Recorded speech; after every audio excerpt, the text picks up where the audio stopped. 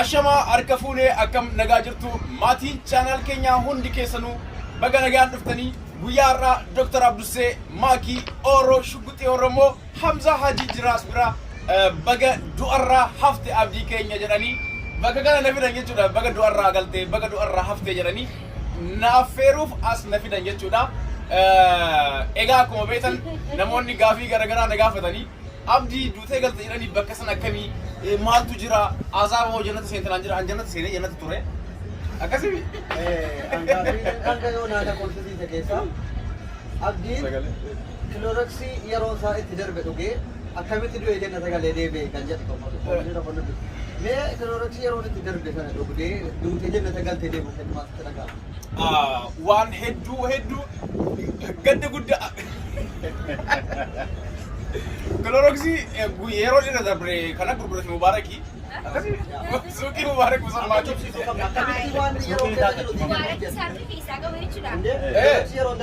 sanu qarshan tapha nu argate Mubarak deebii as kenni namni du'uu deemu majjaa malsii fudhataadha gaafiin kun namni du'uuf deemu akkamitti dhaabbatee malsii iddoo qalee argeera achitti kiloroxii bitatee dhaabbatee malsii namaa wajja qaccaqaa jira jedhanii barreeffamne achitti waan shama mana hidhaa yoo ta'e shama amxasii waan shama filsin jedhanii maybe nagaa hojii darbe kanaaf karaa fuulduraatti uummanni du'anii jannata galanii deebi'an yoo jiraatan maal dhaamtan akkam godhatan jedhanu malsii kana fa'aa godhatan immoo malsii dhiisan jedhuun malsii qaba kiisitti waa qabatanii du'uu qaban kiisitti moo ibaadaa kanatti moo kiisitti walumaa galatti yoo dhugaa himne waan ibaadaa qabatanii deemuun dirqama sun ibaadaadha wanti barbaadan waan keerii nagaati siif maallaqni keerii dalagachuudha keerii dalagattee yoo deemte homaa miti walumaa galatti mee gaafii keessa narra kaa baga haftanaan jedhan sifiranii akkasuma gaafii sirraa qabnanaan jette maakiinis sagaleen isii yoo isin dhagame ol kaastii dubbatte gaafii isiin deemsaaf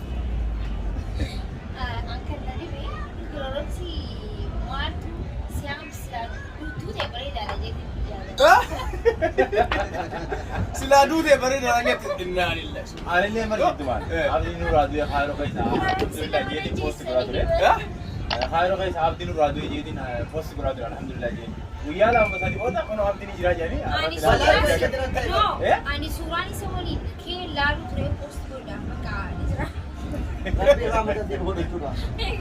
Rifaatu tu nama gaya gaafa ni kau. Ajaiba. Ansinu pak kurfaun leki kau berarti doa ara yo ni dua kan dua ini nak kalau kamu kalau. Warra qabda. Jadi kamu tahu pernah rakam itu ya gaafa kan? Yo ini lihat asrat kapal dulu dah tidak kira kamu dah dua kan dua je. walumaan deemu qaatani liqiidha irraa qaba yoo inni du'e wajji asoo du'ee jira akkas duutu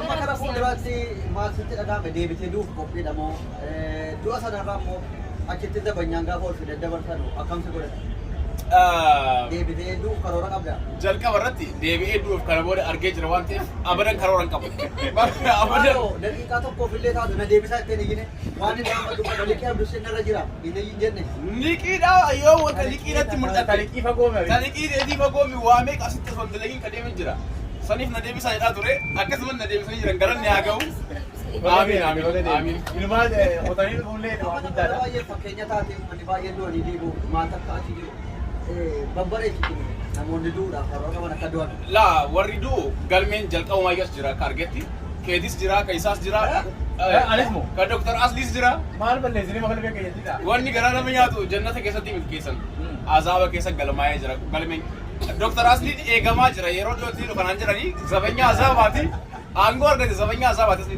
amma qoosina ka dhugaadha aangoo qabachi ati bakka lama maaltu si geessire tokkoffaa gubamtee kaatee sheekon jalqabachi qammastu malee jennee bartooti jechuun akka as ta'ame jedhamu kanatti jennanni waa hundaan guutummaadha azaaba keessa ibiddee waan haftee jira sigaaraan jira azaaba deemtee qabsiifatta jannata ni jira garuu azaaba qabsiifatta malee sigaaraa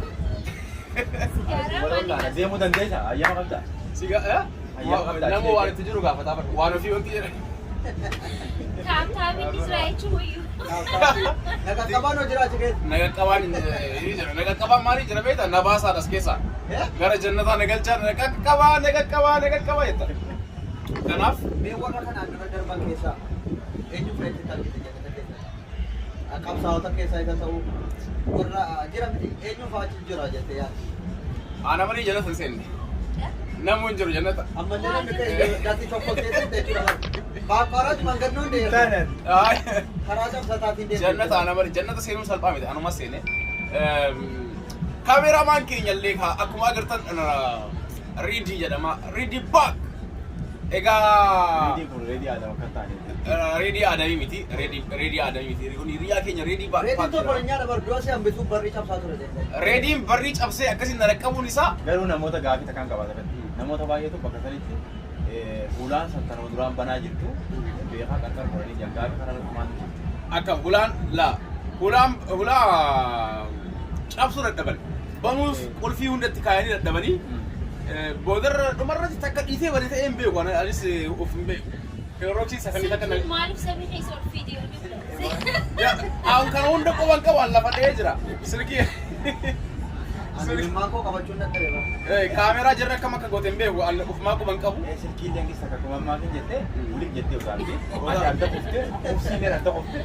Ofii dheeraatu silkii. Ani muusikii waliin kuttee hin jaba silkii. Silkiin Barumaamee gaawutaadha. Sireen teessee kursiin adda teessee teessee jala fiiti.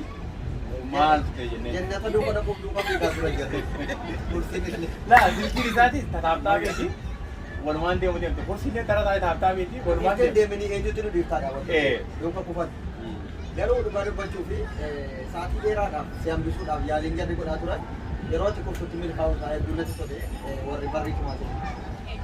Dhumarra Kan milkaa'e. yaaddesse ati barrii namaa cabsan isa boos godhan si nama du'aa jiru barrii namaa cabsuu isaanii.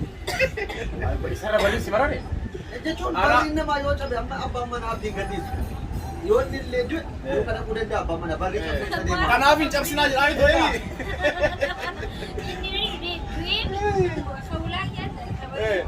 Anumatu ulaa namaan cabsinaa jedhanii turanis. Sa'aa dhuguu akkana qabadhee taa'u. Nama kanatti ilaali yoo du'e illee abbaan manaa nan dhiisuudhaaf barrii yaadu. Kirooroksii sa'aat akkaatillee gadi buusne akkana qabatee Maali waan. Inni taanu haa. Maakiinis naan jedhan ammoo achi booda eegagalee naan jedhan kaa. Maakiinis inumaayyuu tiktaak irratti mul'isaa ila kunoo amma akkana ta'e nuun jedha akka fiilmii hindii kan sanitti nu hiikaa turtee jedhan.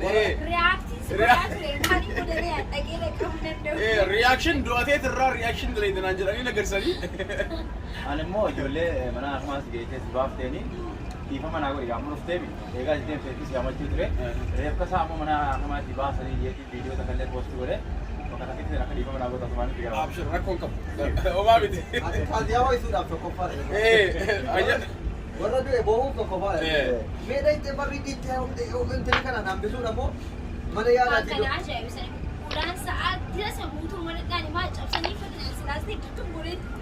Naa barri jabaadha barri caan naqee argeera bara du'e. Sa'a miiqa guutuudhaan. Osoo barreen hin jabeen durallee ulaan ta'e fi cabsuu dandeessanii waan jiru dhaggee ture. Abidda isaa keessatti. Ulaan jabaadha bakka sanitti. Yaa barri itti cabsuu hin dandeessanii.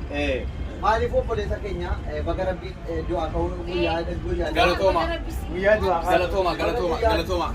du'aa ka'uu keetti isa ga'ee deebitee hin du'ini bara baraan jiraatu warri du'an hunduu as deebisuudhaaf itti jedhaa jirra. Kun har'a akkasitti si affeerree akka hin duune si jajjabeessuu dhufne abchasitti. Hiriyaan qabaachuu galatooma warra haasofsiisaa ture. Immoo faafneetu silaamee asirratti jirra galatooma. Dhugaadha. Galatoomaa hundi keessanuu dhugaadha.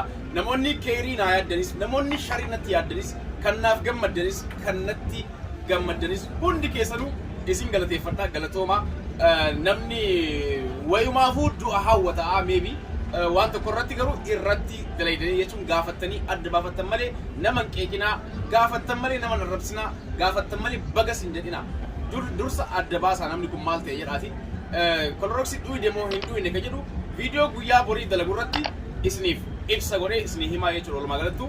Kanaaf yaada dhumaa yoo qabaattan asumatti keessummoota keenya geggeessina.